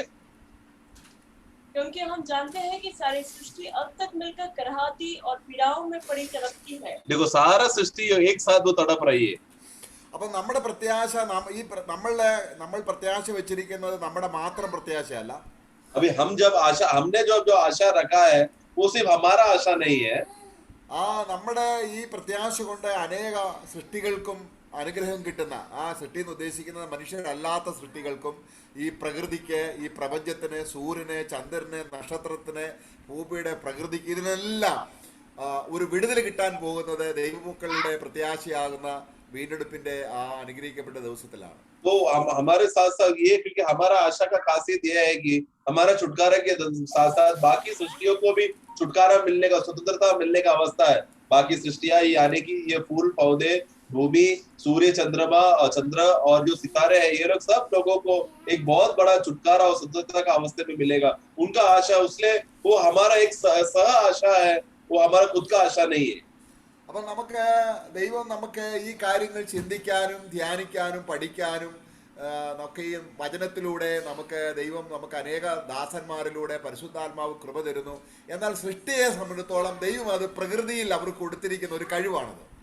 तो हम लोग देखो, हमारा आशा का विषय में देखते समय में हम लोग कितना कैसा आशा धरते हैं। हम लोग वचन पढ़ते हैं, प्रभु का आत्मा में भरोसा करते हैं, संगति में जाते हैं, भाई लोग हैं, प्रभु के दास लोग हैं, उन लोग सब पर निर्भर करके संगति करने की वजह से है हमारा ये आशा उत्पन्न होकर उस आशा में हम बने रहते हैं। परंतु सृष्टि के विषय में देखते समय में उनको अपने आप में ही स्वाभाविक रीति से सारा सृष्टि को प्रभु ने आशा दिया है। 24 വാക്യത്തിൽ നമ്മൾ വായിക്കുന്നത്, उसका 24वां वाक्य में इस तरह हम देखते हैं, ഈ തരത്തിലുള്ള അല്ലെങ്കിൽ ഈ സൃഷ്ടികൾ പ്രത്യാശ വെച്ചിരിക്കുന്ന ആ പ്രത്യാശ ഞങ്ങൾക്ക് നശിച്ചു പോകാത്ത അല്ലെങ്കിൽ ഫലം കൊടുക്കാൻ കഴിയുന്ന 100 മേനി വിളവ് കൊടുക്കാൻ കഴിയുന്ന ഒരു ഭൂമി അല്ലെങ്കിൽ ആ ഒരു വിഷമില്ലാത്ത ഒരു അന്തരീക്ഷം, ഇതൊക്കെയും തിരികെ വരുമെന്നുള്ള നിലയിൽ അവ കാത്തിരിക്കുമ്പോൾ ആ കാത്തിരിപ്പിന്റെ ധൃതി കൂട്ടുന്നത് ഈ വാസ്തവത്തിൽ ദൈവമക്കളാണ് നമ്മളാണ്. तो इसके लिए अभी ये शरीर को, सारा सृष्टि को भी एक दिन ऐसा छुटकारा मिलेगा, इसलिए वो लोग इतना आशा से भरे हैं। उनका आशा क्या है कि एक दिन हम लोग ऐसा परिस्थिति में पहुंचेगा कि हमारा खेती जो है, हमारा अनाज जो है सब गुना हो जाएगा, एकदम खुशहाली होगा, जहरीला अवस्था सब हट जाएगा, सड़नहार अवस्था सब हट जाएगा, हम सब खुशी में रहेंगे करके। वो किस बात के आशा पर है कि बहुत जल्दी परमेश्वर का संतानों का प्रकटीकरण होने का वास्ते, उसके आधार पर है। എന്നാൽ ഇത് നമ്മളെ അവിടെ അതിന്റെ 25 വാക്യത്തിൽ വായിക്കുന്നുണ്ട്. उसका 25वां वाक्य में जब हम पढ़ते हैं, അതിന് ഈ കാത്തിരിപ്പിന് അല്ലെങ്കിൽ ഈ അനുഗ്രഹിക്കപ്പെട്ട പ്രത്യാശയ്ക്ക് ക്ഷമയോടെ കാത്തിരിക്കുന്ന സഹിഷ്ണുത എന്ന് പറയുന്ന ഒരു പ്രത്യേക ക്വാളിറ്റി നമുക്ക് ഉണ്ടാകണമെന്നാണ് കർത്താവ് ആഗ്രഹിക്കുന്നത്. 25 पढ़ेंगे। परंतु जिस वस्तु को हम नहीं देखते, यदि उसकी आशा रखते हैं तो धीरज से उसकी बात जोते भी है। तो देखो, आशा हमें रखते समय में वो कैसा रखना है, धीरज से हमें रखना है। എന്താണ് നമുക്ക് കിട്ടുന്ന ഈ സഹിഷ്ണുത? तो वो क्या है ये धीरज जो हम रखना चाहिए? ഇതാണ് വചനം നമുക്ക് വായിക്കുമ്പോൾ നമുക്ക് തരുന്ന ഈ വചനത്തിലൂടെ കിട്ടുന്ന പ്രത്യാശ എന്ന് പറയുന്നത് സഹിഷ്ണുതയുടെ പ്രത്യാശയാണ്. इसके लिए ये वचन जो हमको देते समय में, वचन के द्वारा मिलने वाला जो बात है, वो धीरज के द्वारा आशा है। നമ്മുടെ കർത്താവിന്റെ വരവിനെ കുറിച്ചുള്ള വചനം നമ്മളെ കാത്തുകൊണ്ട വിശുദ്ധന്മാരാണ് വെളിപ്പാട് പുസ്തകം 3-ാം അധ്യായത്തിൽ നമ്മൾ വായിക്കുന്നത്. അതായത് ഫിലദൽഫിയ സഭയിലെ വിശുദ്ധന്മാർ. हम देखते हमारे समान आशा धरा हुआ विश्वासियों के बारे में हम देखते समय में, प्रकटीकरण का पुस्तक में जब हम पढ़ते हैं फिलदेल्फिया कलीसिया के बारे में, അതിന്റെ 10-ാം വാക്യത്തിൽ വായിക്കുന്നുണ്ട്. 3:10 में हम पढ़ते हैं, സഹിഷ്ണുതയെ കുറിച്ചുള്ള എന്റെ വചനം നീ കാത്തുകൊണ്ടതിനാൽ तूने मेरा धीरज का वचन को थामा है। എന്ന് പറഞ്ഞാൽ കർത്താവ് വരുന്നു എന്ന് പറയുന്നു, അപ്പോൾ തന്നെ ആ ഒരു താമസം അതിനുണ്ട്. അത് സഹിഷ്ണുതയോടെ ഇന്ന് വരുന്നു എന്നുള്ള പ്രത്യാശയോടെ ജീവിക്കുന്നതിനെയാണ്. കാരണം വന്നു 2 ദിവസം കഴിഞ്ഞ് വന്നില്ല, അപ്പോൾ ആ പ്രത്യാശ പോകുന്നില്ല. तो ये धीरज का वचन उन लोग ने थामा है, मतलब क्या? वो लोग जब वो लोग वाट ढोते समय में, कलीसिया के लोग जब वाट ढोते समय में उन लोग ने देखा कि प्रभु को थोड़ा देरी हुआ है, तो भी वो लोग क्या कर रहे हैं, उसके बाद भी वो लोग धीरज से इंतजार कर रहे हैं। ऐसा नहीं कि आज इंतजार किया, 2 दिन हो गया, 3 दिन हो गया, 10 दिन हो गया, फिर वो आशा डूब गया या कम हो गया, ऐसा नहीं है। वो लोग फिर भी धीरज से वो लोग आशा में इंतजार कर रहे हैं। നമ്മള് യാക്കോബിന്റെ പുസ്തകം 5-ാം അധ്യായത്തിൽ വായിക്കുമ്പോൾ ഇതേ കാര്യമാണ് യാക്കോബ് നമ്മളെ മനസ്സിലാക്കി തരുന്നത്. याकूब का पुस्तक 5वां अध्याय में पढ़ते समय में यही बात हम देखते हैं। യാക്കോബിന്റെ പുസ്തകം 5-ാം അധ്യായം, याकूब का पुस्तक 5वां अध्याय, അതിന്റെ 7-ാം വാക്യത്തിൽ, उसका 7वां वाक्य में, तो हे भाइयों, प्रभु के आगमन तक धीरज धरो। देखो, गृहस्थ पृथ्वी के बहुमूल्य फल की आशा रखता हुआ प्रथम और अंतिम वर्षा होने तक धीरज धरता है। അപ്പോൾ എങ്ങനെയാണ് ഈ പ്രത്യാശയെ നമ്മൾ കാണേണ്ടത്? तो हमें आशा को हमें कैसा देखना है? അപ്പോൾ ഒരു കൃഷിക്കാരൻ ഭൂമിയുടെ വിളവെടുക്കാൻ കാത്തിരിക്കുന്നത് പോലെ, यानी कि जैसा एक किसान वो खेती में फल आने के लिए वो धीरज से इंतजार करता है। അപ്പൊ അവന് അവൻ കാത്തിരിക്കുകയാണ് എന്തിനു? വിളവിന് വേണ്ടി. तो वो इंतजार कर रहा है कि आज उपज आएगा, आज फल आएगा. അതിന് എന്ത് വേണം? മുൻമഴ വേണം, പിന്മഴ വേണം. उसके लिए क्या चाहिए? प्रथम और अंतिम वर्षा चाहिए. അപ്പൊ നമ്മുടെ പ്രത്യാശ എന്ന് പറയുന്നത് ഒരു വിളവെടുക്കുന്ന, നമ്മളെ വിത്ത് വിതച്ചു, അത് വളർന്നു, അത് കൊയ്യുന്ന നിലയിലുള്ള ഒരു കൃഷി ചെയ്ത വിളവെടുക്കുന്ന ഒരു കാലഘട്ടത്തിൽ ആണ് ഇത് സംഭവം ശരിയായ പ്രത്യാശയായിട്ട് നമ്മൾ വരുന്നത്. तो इसके लिए सच्चा आशा भी इसी तरह कठिनाई के समय तक हमें इंतजार करने वाला, धीरज धरने वाला आशा ही सही आशा है. उदाहरण के लिए एक व्यक्ति ने उसको बीज लिया, वो बीज को बोया, फिर वो उसको संभाला, देखभाल किया, वो बीज उगने लगा, फिर वो इतना उग गया कि वो पक गया मतलब अभी उसको काटने का समय आ चुका है. उस समय तक वो किसान इंतजार कर रहा है, उस धीरज से इंतजार कर रहा है. वही है, इस तरह धीरज से इंतजार करने का आशा ही सच्चा आशा है. നമ്മുടെ ജീവിതത്തിൽ കുറച്ച് ഘട്ടങ്ങൾ വന്നു, എന്നാൽ പെട്ടെന്ന് കർത്താവ് വരണം എന്ന് ആഗ്രഹിക്കുന്ന കാര്യമല്ല. വിത്ത് വിതച്ച് അത് ക്ഷമയോടെ അതിനെ കാത്തിരുന്ന് അത് വളർന്ന് അത് കൊയ്യാൻ സമയമെടുക്കുന്ന ആ ഒരു അനുഭവത്തെയാണ് നിങ്ങൾ അടുത്ത വാക്യം നമ്മൾ വായിക്കുന്നത്. നിങ്ങൾ കിട്ടുവോളം, മുൻമഴയും പിന്മഴയും കിട്ടുവോളം ദീർഘക്ഷമയോടെ ഇരിക്കുന്നുവല്ലോ. तो इसके लिए जब हम विश्वासी लोग, ऐसा नहीं होना चाहिए कि थोड़ा कष्ट आ गया इसलिए प्रभु तू जल्दी आ जाओ, मुझे निकाल दो यहाँ से, इस तरह का नहीं है. बल्कि जिस तरह एक किसान वो इंतजार करता है कि प्रथम और अंतिम वर्षा आए और फिर उसमें से फसल उगेगा और फिर वो काट सके, उस तरह प्रभु जिस समय पर आएगा वो ही सही समय है. मैं तब तक धीरज से मैं इंतजार करूंगा. അപ്പോൾ നമ്മൾ ഈ പ്രത്യാശയിലുള്ള ദീർഘക്ഷമ, इसलिए इस तरह इस आशा से भरा हुआ हमारा ये धीरज, അതാണ് നമ്മൾ 2 തീമോഥെയോസ് 2-ാം അധ്യായത്തിന്റെ 11-ാം വാക്യത്തിൽ വായിക്കുന്നത്. दूसरा तिमोथी 2:11 में हम पढ़ते हैं. दूसरा तिमोथी 2:11. यह बात सच है कि यदि हम उसके साथ मर गए हैं तो उसके साथ जिएंगे भी. ഇവിടെ നമ്മൾ അവനോടുകൂടെ സഹിക്കുന്നുവെങ്കിൽ അവനോട് വാഴും. उसका 12 का शुरुआत पढ़े. यदि हम धीरज से सहते रहेंगे तो उसके साथ राज्य भी करेंगे. जो उसके साथ धीरज से सहता है उसके साथ राज्य भी करेंगे. അപ്പോൾ ഈ സഹിഷ്ണുത നമുക്ക് കൊണ്ടുവരുന്ന, നമ്മുടെ പ്രത്യാശ നമുക്ക് കൊണ്ടുവരുന്ന അനുഗ്രഹം എന്താണ്? ഒരു അനുഗ്രഹിക്കപ്പെട്ട രാജവാഴ്ചയാണ്. तो ये इस आशा से जब हम, इस आशा से भरकर धीरज से जब लोग इंतजार करेंगे, बाट जोते रहेंगे, उसका फायदा क्या होगा? हमें एक राज्य मिलेगा. അപ്പം കർത്താവിന്റെ കാലം മുതൽ തന്നെ ആ കർത്താവിന്റെ വരവിനെ കുറിച്ച് വിശുദ്ധന്മാർ പ്രസംഗിച്ചു. ദൈവദാസന്മാരെ ദൈവത്തിന്റെ ആത്മാവ് പ്രബോധിപ്പിച്ചുകൊണ്ടിരുന്നു. तो उसी समय में, प्रभु का समय से ही हम देखते हैं, उन दिनों में से ही प्रभु का आत्मा विश्वासी लोगों को आशा से भरकर धीरज का वचन देकर उनको बाट जोड़ने के लिए सिखाते थे. എന്നാൽ പൗലോസിന്റെയും അതുപോലുള്ള അപ്പോസ്തലന്മാരുടെ ഹൃദയത്തിൽ ആ വിത്ത് വീണ് അത് ഫലം കായ്ക്കുന്ന രീതിയിൽ സമയമെടുത്ത് സഹിഷ്ണുതയോടെ അവർ കർത്താവിന് വേണ്ടി നിലനിന്നു. और हम देखते हैं कि पौलुस और बाकी प्रेरित लोग का जीवन में जब वो बीज गिरा, वो बीज गिरने के बाद उगकर वो लोग धीरज से इंतजार करते रहे, ताकि जैसा फसल काटने तक वो लोग इंतजार करना पड़ता है, उस तरह का रीति से वो लोग इंतजार किया, उतना आशा में वो लोग बढ़ते रहे. കർത്താവ് ഇതിനെ കുറിച്ചാണ് നല്ല നിലത്ത് വീണ ഹൃദയത്തിലെ, നല്ല നിലത്തെ ഉപമിച്ച് ഒരു നല്ല ഹൃദയത്തിൽ ഈ പ്രത്യാശയുടെ വചനം വീണാൽ അത് 100 മേനി വിളയും. इसी बात का दृष्टांत के लिए प्रभु बीज बोने वाले का दृष्टांत में प्रभु ने कहा था, जो बीज अच्छा भूमि में गिरेगा वो 100% तक अच्छा रीति से फलवंत होगा. അല്ല, നമ്മൾ നശിച്ചു പോകുന്ന കാര്യങ്ങളെ കുറിച്ചാണ് നമ്മുടെ ചിന്തയെങ്കിൽ ഈ ഭൂമിയിൽ വളരെ കഷ്ടങ്ങളും പ്രയാസങ്ങളിലൂടെയും നമ്മൾ കടന്നു പോകും. या फिर नाश होने वाले चीजों पे अगर हम लोग मन लगाए रखकर उसी में आशा धर रहे हैं तो इस दुनिया में हम लोग बहुत कष्ट और कठिनाई से हमको जाना पड़ेगा. എന്നാൽ ഈ പ്രത്യാശ ഉള്ളവരും ഉണ്ടെങ്കിൽ കഷ്ടങ്ങളിലൂടെ പോകും. പക്ഷെങ്കിൽ ആ കഷ്ടങ്ങൾ അവർക്ക് അനുഗ്രഹിക്കപ്പെട്ട തേജസ്സായി മാറും. तो परंतु जो विश्वासी लोग हैं उन लोग को भी जीवन में कष्ट और तकलीफ तो रहेगा, पर वो आगे चलकर उनको एक आनंद का और एक प्रतिफल का कारण बनेगा. നമ്മളെ റോമലേഖനം 8-ാം അധ്യായത്തിലേക്ക് ഒന്നുകൂടെ തിരിച്ചു വരാം. रोमियो का पुस्तक 8वां अध्याय में हम वापस आते हैं. നമ്മൾ അതിന്റെ 17-ാം വാക്യത്തിൽ വായിക്കുകയാണ്. 17 में हम पढ़ते हैं, നമ്മൾ മക്കളെങ്കിലോ അവകാശികളുമാകുന്നു. वहां पर यदि अगर हम बच्चे हैं तो हम लोग मिरास के हकदार भी है. എന്ന് പറഞ്ഞാൽ ആ മക്കളെന്ന് പറഞ്ഞാൽ ആദാമുമായിട്ട് ഒരു ബന്ധവുമില്ല. तो यदि हम लोग संतान है तो ये संतान यानी कि आदम के साथ कोई रिश्ता नहीं है. നമ്മളെ വീണ്ടും ജനിച്ചു, ദൈവത്തിൽ നിന്ന് ജനിച്ചവരായതുകൊണ്ട് പാപമില്ലാത്തവരായി ജനിച്ചു. और हम लोग क्योंकि हमारा नया जन्म हुआ और नया जन्म होने के बाद हम लोग परमेश्वर की ओर से जन्मा, क्योंकि हम लोग परमेश्वर की ओर से जन्मा है, हम लोग बिना पाप का हम लोग जन्मा, ആ ആ അങ്ങനെയുള്ള ദൈവത്തിന്റെ മകൻ इस रीति का संतान, ദൈവത്തിന്റെ അവകാശമുള്ളവനാണ്. तो वो वारिस भी है. അപ്പൊ അങ്ങനെയുള്ള മക്കളെ സംബന്ധിച്ചോളം അവരെ ഘട്ടങ്ങളിലൂടെ പോകുമ്പോൾ അത് അവരെ നിരാശപ്പെടുത്തുന്നില്ല.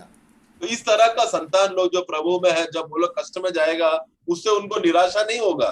അവിടെ അതിന്റെ 17ാം വാക്യത്തിൽ അത് അങ്ങനെ തന്നെയാണ് അത് പറയുന്നത്. 17 वाक्य में पढ़ते समय में वैसा ही है, पढ़ेंगे. और यदि संतान है तो वारिस भी, वरन परमेश्वर के वारिस और मसीह के संग भी वारिस है, जबकि हम उसके साथ दुख उठाए कि उसके साथ महिमा भी पाए. നമ്മൾ എന്തുകൊണ്ടാണ് അവനോട് തേജസ്കരിക്കപ്പെടാൻ പോകുന്നത്? हम लोग क्यों है, हम लोग प्रभु के साथ महिमादायक होने वाले हैं? കാരണം നമുക്ക് അതായത് ദ്രവത്വത്തിലേക്ക് തിരിയാത്ത ഒരു ശരീരം നമുക്കുള്ളത് കൊണ്ടാണ്. क्योंकि हम लोगों को एक ऐसा देह हमारे पास है जो कभी सड़ेगा नहीं, उसके वजह से. ദ്രവത്വത്തിലേക്ക് തിരിഞ്ഞ ശരീരത്തെ ദൈവത്തിന് തേജസ്കരിക്കാൻ പറ്റില്ല.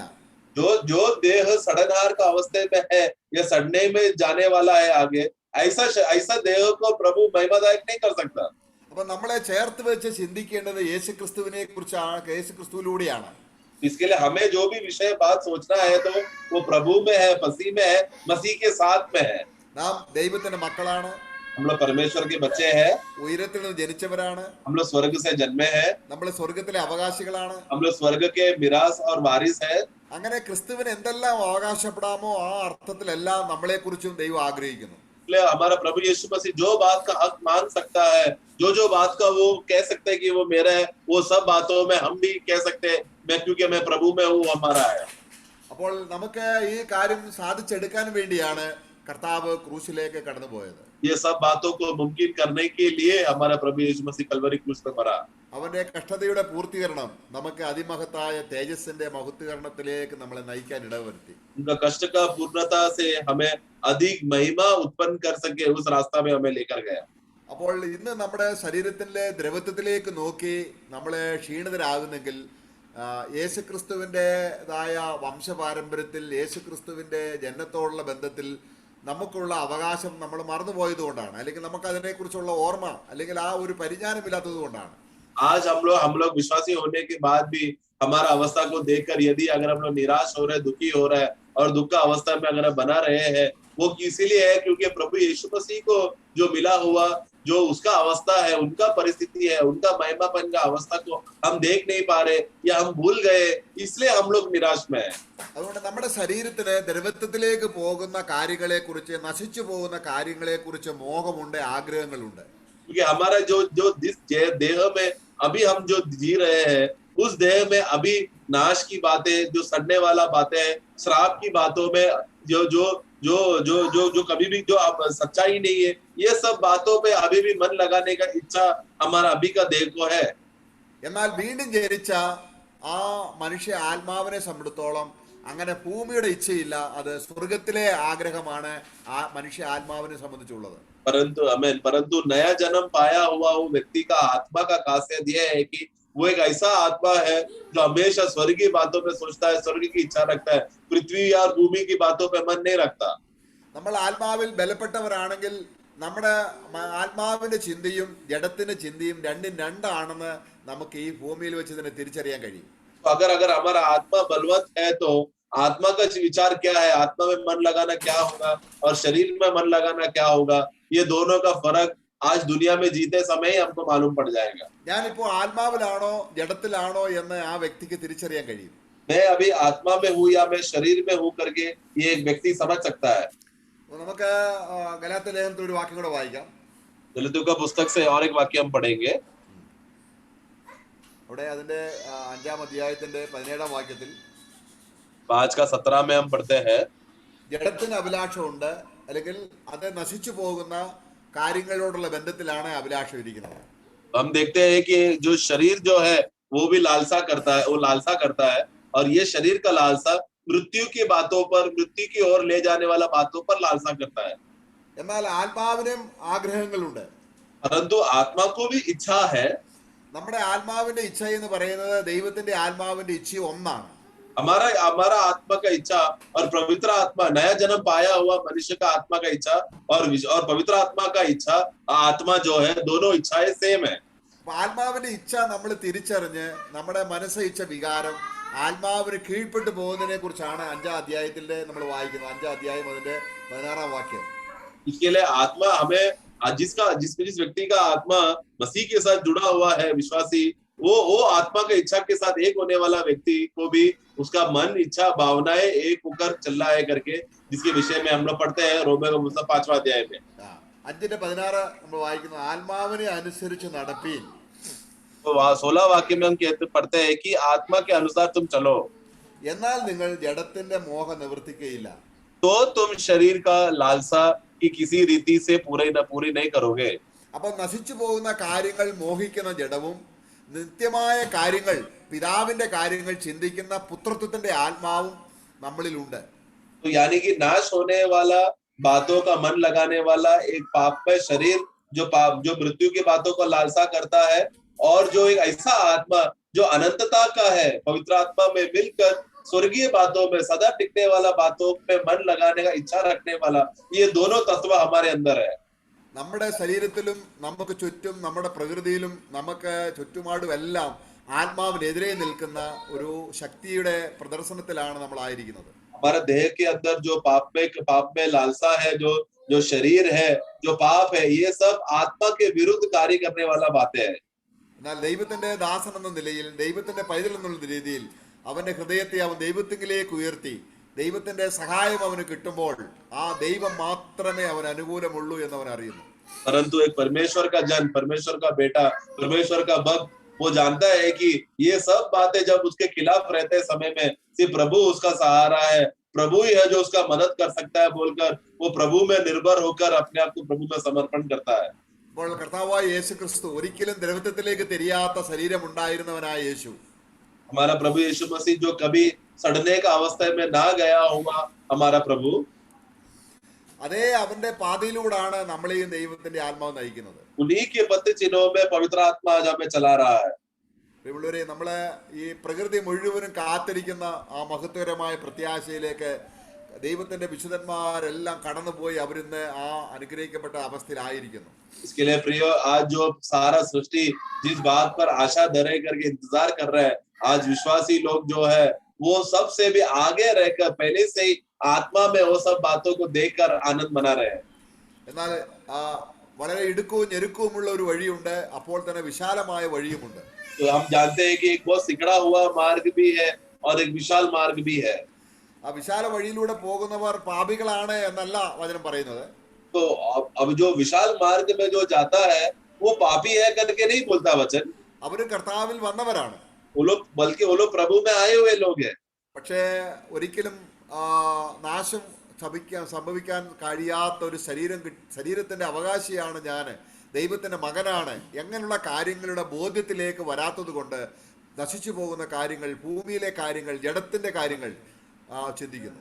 परंतु ये विशाल मार्ग में चलने वाले लोग का विचार क्या है कि मैं कभी भी उन लोग कभी भी ये बात नहीं सोचते कि मैं प्रभु का जन हूँ, मुझे एक दिन एक अविनाशी शरीर मिलेगा, एक सड़नहार का अवस्था से मैं बच जाऊंगा. ये सब बातें वो लोग सोचते नहीं और वो सब बातें भूल गए हैं, जिसके वजह से वो लोग नाश और मृत्यु की बातों में मन लगाकर जीते हैं. ഫിലിപ്പിയ ലേഖനത്തിൽ പൗലോസ് ഭൂരിപക്ഷം പേര് പോകുന്ന ആ വഴിയെ പറഞ്ഞ് ഞാൻ അവസാനിപ്പിക്കുകയാണ്. फिलिप्पियों का पुस्तक में एक बात पौलुस कहता है, वो बात मैं कहना चाहता हूँ. ഫിലിപ്പിയ ലേഖനം 3:19 നമ്മള് നേരത്തെ റോമാലേഖനം 8:20 വായിച്ച അതേ വാക്യമാണ്. കറപ്ഷൻ അല്ലെങ്കിൽ നാശത്തിലേക്ക് തിരിയുന്ന ഒരു കൂട്ടം ആൾക്കാർ, അവരുടെ അവസാന നാശം, അവരുടെ ദൈവം വയറ്, ലജ്ജയായതിൽ അവർക്ക് മാറി പോകുന്നു, അവർ ഭൂമിയിലുള്ളത് ചിന്തിക്കുന്നു. हम लोग जो रोमियो का पुस्तक में हमने जो पढ़ा हुआ जो बातें था, जो सड़नहार का अवस्था में, उसी प्रकार का एक झुंड को हम लोग फिलिपियों का पुस्तक 3:19 में भी हम देखते हैं कि उनका अंत विनाश है और उनका ईश्वर पेट है और अपनी लज्जा की बातों पर वो लोग घमंड करते हैं और पृथ्वी की वस्तु पर मन लगाए रहते हैं. ഒരിക്കലും ഇനി ദ്രവത്വത്തിലേക്ക് തിരിയാൻ കഴിയാത്ത ഒരു ശരീരം എനിക്ക് കിട്ടുമെന്നുള്ള ഉറപ്പ് ഈ ഭൂമിയിൽ എത്ര പ്രത്യാശയാണ് പ്രിയമുള്ളവർ. प्रियो, ये कितना बड़ा आशा है जब एक विश्वासी के अंदर एक व्यक्ति को आशा मिल जाता है कि उसको अभी जो नया देह जो मिलने वाला है वो कभी सड़नहार को देखेगा नहीं, कभी सड़ेगा नहीं करके. ये बात को सोचना कितना बड़ा आशा की बात है. ദൈവത്തിന്റെ പരിശുദ്ധാത്മാവ് നമ്മളെ ഉത്സാഹിപ്പിക്കുകയാണ്. इसलिए प्रभु का आत्मा हमें और उत्साह और आनंद दे रहा है। നമുക്ക് ആ പ്രത്യാശയിൽ നമ്മൾക്ക് ഉത്സുതരായിരിക്കാം. इसलिए हम लोग उसी आशा में बने रहकर, उसी में हम लोग प्रोत्साहन पाकर हम लोग आनंद में बने रहे। ഏത് കാലഘട്ടത്തിലും സഭയ്ക്ക് കൊടുത്തിരിക്കുന്ന ഒറ്റ പ്രത്യാശ ഈ പ്രത്യാശ മാത്രമാണ്. कोई भी समय क्यों ना हो, कोई भी युग, कोई भी बात समय क्यों ना हो, हर समय में कलीसिया को, अगर कोई भी कलीसिया को अगर आशा दिया है तो वो हर समय में यही इस प्रकार का आशा है कि उनको एक ऐसा देह मिलेगा जो कभी सड़ेगा नहीं। കർത്താവ് ഈ കാലഘട്ടത്തിൽ നമ്മളെ അതിനായി തെരഞ്ഞെടുത്തല്ലോ. प्रभु, और उस विषय को प्राप्त करने के लिए इस समय में प्रभु ने हमको चुना है। പുത്രത്വത്തിന്റെ അവകാശം എന്ന് പറഞ്ഞാൽ ഒരിക്കലും നശിക്കാത്ത അല്ലെങ്കിൽ ദ്രവത്വത്തിലേക്ക് തിരിയാത്ത ഒരു ശരീരത്തിന്റെ അവകാശിയായി. അതിനോട് ചേർന്ന് അനേക കാര്യങ്ങളുണ്ട്. എങ്കിൽ ഇത് വലിയൊരു വിഷയമാണ്. लेपालक पुत्र जो हो चुके हैं, उनको मिलने वाला जो मिराज का बात है, वो लोग जिस बात में वो लोग वारिस हो चुके हैं, उन लोग को एक पवित्र देह मिलने वाला है। और भी बहुत से बातें हैं, उसमें से एक बात है कि हमें एक बिना सड़ने वाला एक शरीर हमको मिलने वाला है। കർത്താവിന് മഹത്വം. प्रभु का महिमा हो। കർത്താവ് ആ അനുഗ്രഹിക്കപ്പെട്ട ദിവസം എത്രയും വേഗം വരുത്തട്ടെ. प्रभु हे प्रभु, उस आशा से भरा हुआ, उस अनुग्रह से भरा वो दिन को प्रभु आप जल्दी लाओ। ആമേൻ. आमेन।